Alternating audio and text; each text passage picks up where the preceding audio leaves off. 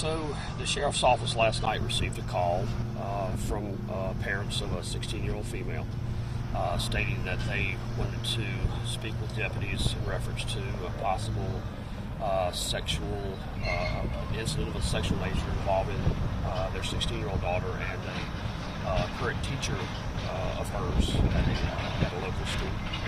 Deputies arrived on the scene, spoke with the parents, spoke with the female, at which time she disclosed that she was currently in a sexual relationship with a teacher at her school. Was this one of her teachers? Yes, he is currently a teacher of female. Yes. How old And is what he? school? He is, I believe, 44 years of age. And do we know what school? All I can say at this point is it's a local private institution. It's not a public school, but it is located in Mobile County. How unusual is this? Very unusual. I would say this is a very heinous crime. We have these statutes in place in Alabama. They're fairly new statutes. It's a shame that we have to have statutes like this that prohibit teachers or any school employee, for that matter, having any sexual relationship with a student. It goes beyond explanation, I believe, but unfortunately we have to have these laws in place to protect our children, and we take it very seriously. Can you tell us what went down at the Sims Walmart? Yes, so our 16-year-old student met her teacher at the Sims Walmart. He picked her up. They drove not too far from where her vehicle was located. They engaged in sexual acts. She then walked back to her vehicle. At this time, it had been over an hour, maybe an hour and a half. Her parents became concerned for her safety, that she wasn't back home by now. She told them that she was going to the Walmart to pick up school supplies. She hadn't returned in an hour and a half, so they went out. They found her car. Did not find their daughter in the car. They went inside the Walmart. They could not locate their daughter, so they became very concerned, and they notified the sheriff's office and wanted to file a missing persons report. Deputies got to the area fairly quickly, started looking for the daughter, driving down the streets and making a really concerted effort to find her.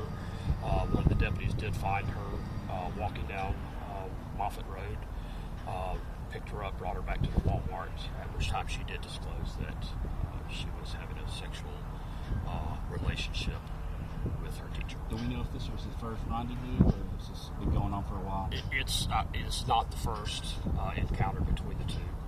I can't really disclose how many, but it is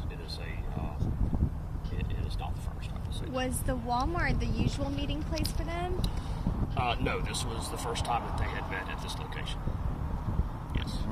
Do you know how long the relationship had been going on? I believe he has been a teacher at this school for quite a number of years. I believe she's been there for maybe 2 or 3. They know each other, obviously. She's a student in his class currently. And I believe this has been going on for several months. Is this the first mark on his record like this? To my knowledge, yes. Other than this, you would think he is the model teacher. He is a teacher and a coach. So you have, especially not just a teacher but a coach, you have people, players, athletes that look up to their coaches, and they're supposed to, with good reason. All of this is alleged, but the facts and evidence to this point have given us enough probable cause. We consulted with the DA's office, and there's enough probable cause to make an arrest, or going to make an arrest on 2 felony charges. Which sport did he coach? What did he teach? I'm not going to go into which sport. I will say that he is an active coach at the school, and I believe he teaches science, maybe science. Yes. Could there possibly be other victims? There could be. In my 24 years in law enforcement, rarely do we find an offender, whether it be a burglary suspect, a sexual offender, that when you catch them in the act, it's very rarely their first offense. In many of these cases, in my experience in law enforcement with juvenile victims, they go unreported. We're taught to confide in our So it's very rare that these are disclosed, and I believe this was only disclosed because the parents took the initiative to find out where their daughter was. And kind of a plea to other students too, if this has happened, please come forward. If you know anything, come forward. Absolutely, come forward. You can remain anonymous. We don't judge. The sheriff's office and law enforcement in general, we do not judge. We gather the facts and the evidence, and we apply the law to the facts and evidence. We're not the judge. We're not the jury.